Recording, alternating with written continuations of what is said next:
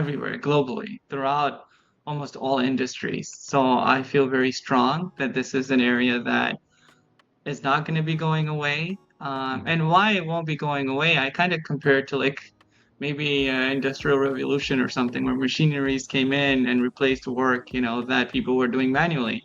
So AI is the next step to that, to say, what else are we going to be doing to anything that we're working on within any department, any industry, and how can Mhm. I do it faster, automated, and so forth.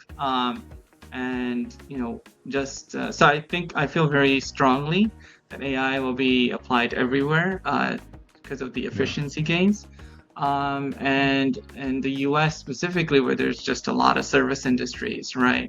We're always going to be crunching the different types of data we didn't used to do, like text-based data, right? Social media data.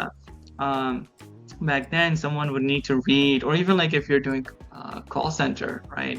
Things are being recorded in voice that are translated into text, and no one's going to go sit around and monitor millions of customer text complaints or positive reviews. And now you have AI to crunch through all of that and give you Yeah.